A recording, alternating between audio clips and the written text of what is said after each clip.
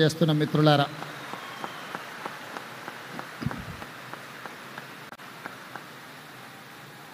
ఇవాళ ఈ వేదిక మీద ఉన్న మాకంటే సమాజంలో గుర్తింపు గౌరవము వివిధ రంగాలలో రాణించిన ప్రముఖులు చాలామంది వేదిక ముందు వినయంగా కూర్చొని ఉన్నారు. ఇది రాజుల యొక్క గొప్పతనానికి నిదర్శనమని నేను చెప్పదలుచుకున్నా.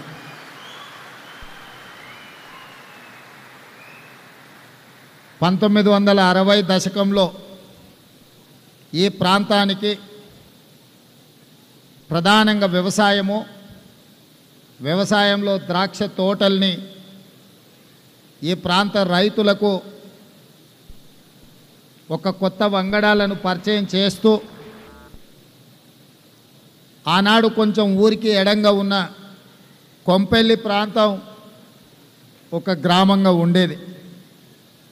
కానీ వందలాది మంది రాజులు వచ్చి ఆ ప్రాంతంలో వ్యవసాయ రంగంలోనే కాదు వివిధ రంగాలలో పెట్టుబడులు పెట్టి రాణించడం వల్ల ఇవాళ కొంపల్లి గ్రామం నుంచి ఒక పెద్ద నగరంగా విస్తరించి హైదరాబాదు నిర్మాణంలో, హైదరాబాద్ అభివృద్ధిలో పెద్ద ఎత్తున దేశానికే ఆదర్శంగా నిలబడ్డ సత్యం రామలింగరాజు కుటుంబం నుంచి మొదలు పెడితే చాలామంది సిరీస్ కావచ్చు, ఎన్సిసి కావచ్చు, ఫార్మా రంగంలో కానీ, వైద్య రంగంలో కానీ, విద్యా రంగంలో కానీ, మీడియాలో కూడా మొదట మా టీవీ మొదలుపెట్టింది రాజులే అన్న సంగతి ఈ సందర్భంగా మనం గుర్తు చేసుకోవాలి. TV9కి అలా ఇంత ప్రాచుర్యం ఉంది అని అంటే TV9ను ప్రారంభించింది కూడా రాజులే అన్న సంగతి ఈ సందర్భంగా మనం గుర్తు చేసుకోవాల్సిన అవసరం ఉంది. ఏ రంగంలో అయినా రాజులు ప్రవేశిస్తే తప్పకుండా రాణిస్తారు. రాణించడానికి పెట్టుబడి అని ఎవరైనా అనుకుంటే అది పొరపాటు. రాణించడానికి వాళ్ళ శ్రమ, వాళ్ళ కమిట్మెంట్, వాళ్ళ ట్రస్ట్, వాళ్ళ శ్రమ వల్ల, నిరంతరం కష్టపడే తత్వం వల్ల ఏదైనా రంగంలో వృత్తిలో వాళ్ళు ప్రవేశిస్తే వాళ్ళని నమ్మవచ్చు అని సమాజానికి ఉన్న ఒక నమ్మకమే వాళ్ళ రాణింపుకు, వాళ్ళ ఎదుగుదలకు కారణం అని చెప్పి నేను ఖచ్చితంగా చెప్పగలను.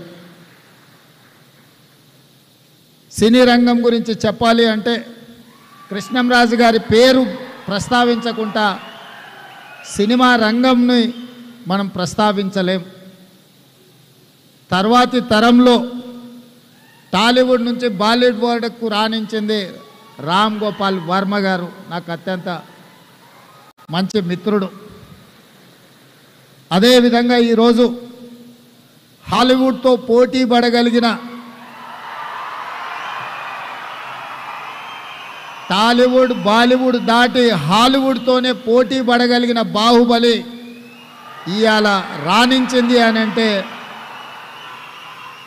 ప్రభాస్ లేకుండా ఆ పాత్రను ఊహించలేము. వీటన్నిటికీ వీళ్ళందరూ రాణించడానికి ప్రధానమైన కారణము వాళ్ళ కఠోరమైన శ్రమ, వాళ్ళ పట్టుదల అని చెప్పి తెలంగాణ రాష్ట్ర ముఖ్యమంత్రిగా నేను చెప్పదలుచుకున్నాను. అదేవిధంగా తెలంగాణ రాష్ట్రంలో ఉన్న అత్యంత ప్రధానమైన పరిశ్రమ నిజాం చక్కెర కర్మాగారం. ఇవాళ నిజాం షుగర్ ఫ్యాక్టరీ కూడా ఒక రాజుగారి చేతిలో ఉంది.